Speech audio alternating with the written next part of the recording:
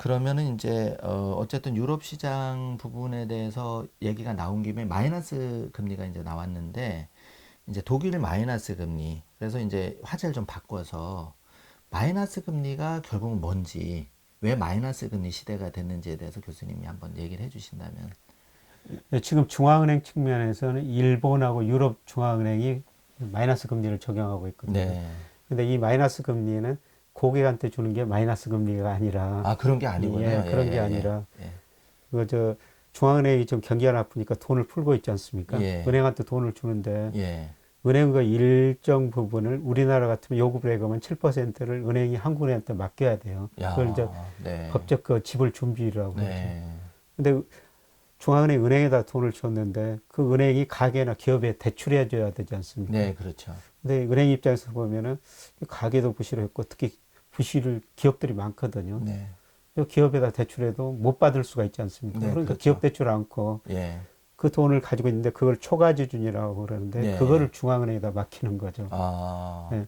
그리고 중앙은행 입장에서는 예.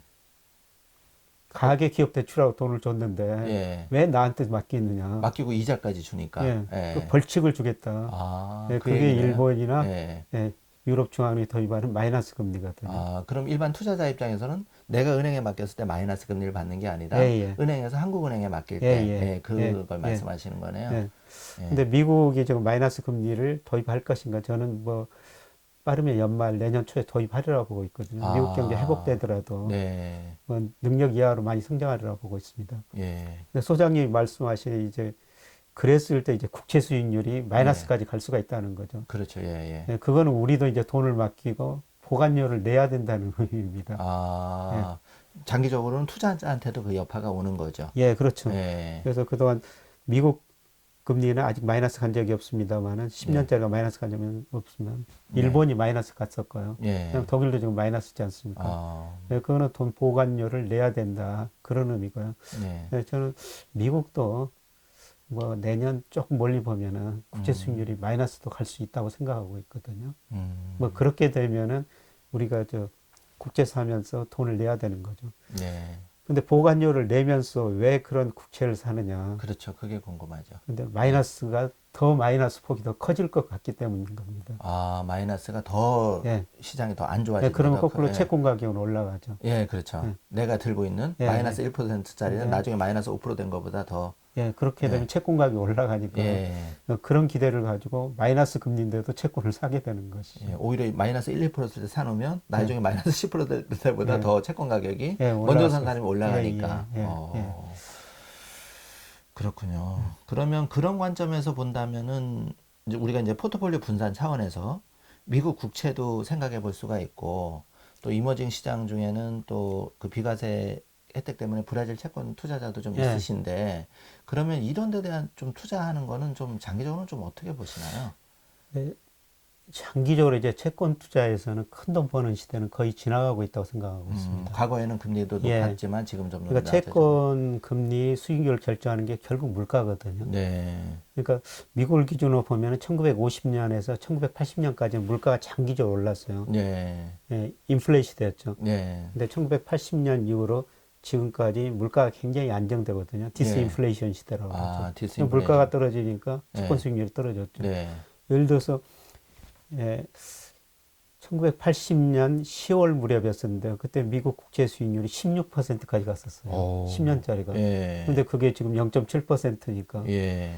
그동안 금리가 계속 떨어져서 채권 투자는 돈을 벌었었죠. 과거에 투자하시면 돈을 예, 벌었죠. 계속 예, 채권 예, 투자해가지고. 예. 근데 금리가 여기서 0%까지 마이너스까지 갈 수도 있어요. 음, 예, 그런데 과거보다 이제 금리가 떨어지는 폭이 줄어들고 그 네. 기간도 머지 않았다고 생각하고 있습니다. 아, 예, 저는 그래서 미국에서 이제 인플레이션 논쟁이 일어나고 있는데요. 네. 뭐 그거는 수요 측면에서 정부 중앙은행이 돈을 많이 푸니까 뭐 네. 수요가 회복될 것이다. 그 다음에 지금 미중 네. 무역 전쟁하면서 세계 공급 가치사들이 네. 지금 어긋나고 있다. 음, 그러니까 예를 들어 가지고 미국 월마트에 가면은 절반 이상이 중국 상품이거든요. 네.